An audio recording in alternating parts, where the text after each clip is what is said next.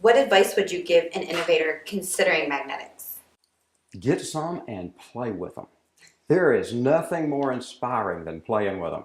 I have people all the time when I used to work at the power company, and they'd tell me, well, I'm not creative. I'd give them 2 magnets in 2 minutes. And they would immediately start thinking of uses for them. And I said, so you are creative. You can think of things. I have worked with everything from housewives who come up with an idea to embed magnets in their purse handle to hold their purses together, to people that want to hold on eyelashes with magnets, to people that use them to hold on jewelry and manufacture jewelry that's got magnets in it. Almost everything you can think of, somebody thought of, and they thought of it by playing with magnets. And it's just something, I love to say, it is a very attractive field to work with magnets because they just make you start thinking of things you never thought of before, and in thinking about it in ways you never thought of it before. George, you have a YouTube channel. When you make your YouTube videos, how do you determine the topics that you use? I determine them mostly from the questions that I get asked. People will call and ask, will a magnet do this? Will a magnet do that? And we'll talk for a little bit on the phone, and then as soon as I get through, I'll say, I bet other people have this question. And so I'll set it up and do it. Others come from like my own curiosity. The videos that we have done on this recently are related to the fact that I've always wanted to see the magnetism in 3D. And so I set this up and I build it, and then I start thinking in reverse, how can I present this so that A, others can do it, B, others can understand why they would want to do it, and C, understand what to do with it once they set it up and do it. And so I want to look at it always from that standpoint, as trying to help other people. And where it's really paid off, not just from a business standpoint, but it has accomplished its purpose to have the YouTube channel, because so many people call me, I've already watched your videos and I have one more question. And that's what we wanted, because we were answering the same questions over and over and over and over, and it became a video. Over and over and over, a video. Over and over and over, became a video. So now people know there's very few things you can think of that you would want to do in the average day that you don't type in and up pops a YouTube video how to do it. And so that's what's helped us on the SuperMagnetMan side of things, is people see us doing things and answering their basic questions in video, and then they always have one more question, so they make that call, and then we don't have to explain a bunch of other stuff to them. We know they've already seen the videos, and that works out really well.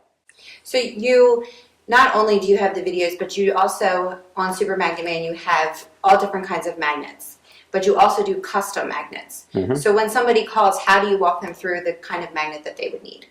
We have a series of questions that we start asking, and we have videos that already support it, and some have watched them and some have not. Like if we get a product developer from a large company, they just know what they're working on. They don't take time to watch many of the YouTube videos, and so they're just calling the name that pops up on a Google search as to somebody that does magnets and does custom magnets, and so they give us a call.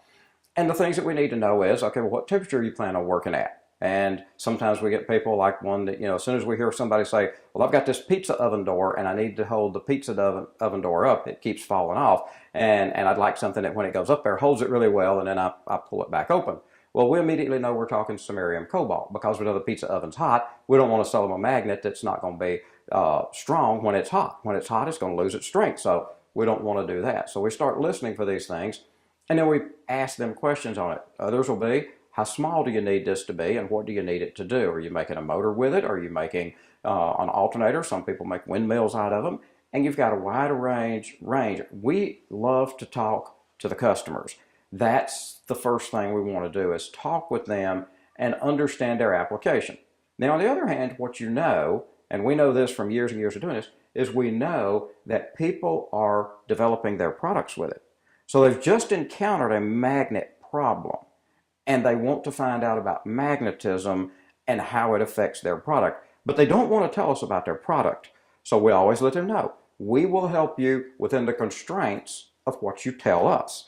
And we understand that you have proprietary information, you have things that we sign a non-disclosure agreement with, an NDA, so that we can talk about it. But even still, you run into a lot of people, and even if you've signed an NDA, there's still some of their secret sauce that they're not wanting to give you right there over the phone because they just called you for the first time. And so we've learned how to ask questions to help them better explain what they need, because they aren't able to think of these things. My goal is to always help them get the right product at the first time they order. Not have to order 2 or 3 things and get frustrated with the process because, well, I paid a bunch of money for this, and I paid a bunch of money for that, and I paid a bunch of money for this, and I still am nowhere near where I want to be. Call us first. Then you don't spend this money, this money, this money. You go straight to the finished product the first time. And that's what we like. Always feel really motivated. I had a customer several years ago, and he calls up and he places a big order for magnets. He just calls us up and says, I need this. Doesn't ask any questions. I just need 6,000 of this magnet. Okay, so we get the magnets in, send them to him. He calls us back 1 month later and says, the magnets aren't working. What do you mean the magnets aren't working? Well, they aren't working anymore. The customer said they're not working. Okay, how did you use these?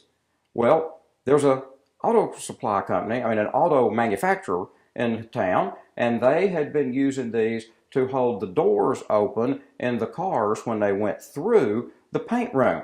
I said, normally those are baked on paint jobs, aren't they? Yes. Well, what's the temperature? About 270. Okay. These magnets are good to about 150 or 160. Why are you using that particular magnet? Well, this is what y'all sold me. No, this is what you asked for. Okay. So now let's revisit the problem. What do you really need? And once we understood the problem better, I was able to go to their office and I was able to show them, this is the magnet you need, samarium cobalt. This would last for decades and you wouldn't have any problems with it at all. I wished I'd have known that to begin with. That's why you call first and ask questions. What do you think of using the finite element analysis and simulations as part of magnetic design? I think the finite element analysis, FEMM, is a really interesting thing. It helps us do things without having to make the magnets first. We understand that it's never going to be completely accurate and represent what you get in an actual manufacturing process.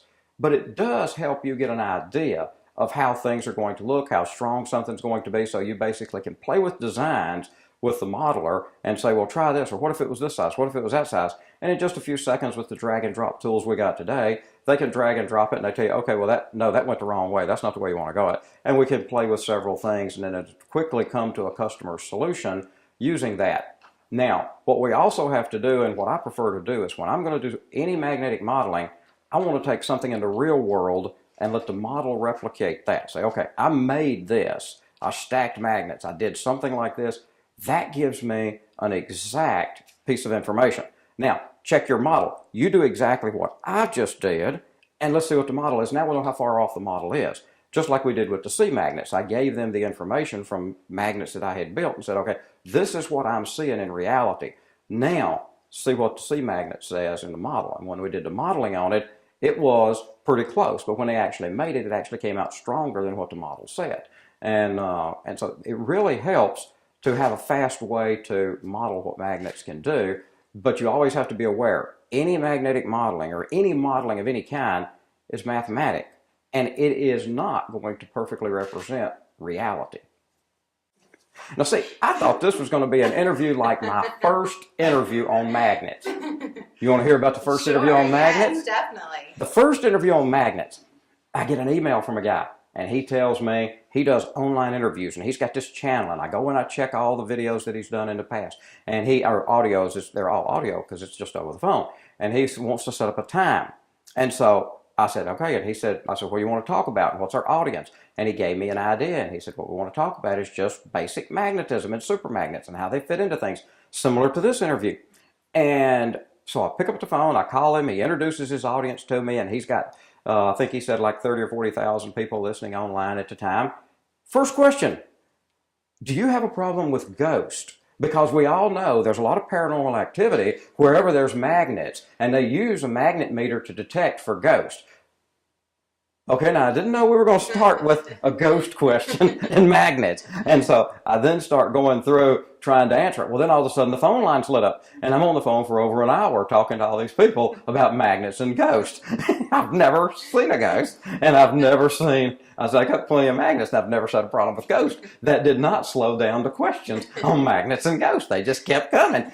So I spent a whole hour in an interview about magnets and ghosts, and I should have talked to, one of the sci-fi channels or something like that that might know more. Well, George, thank you for taking the time out today to speak with me and answering all of our questions about magnets. As you can tell, it's a delight. Thank you.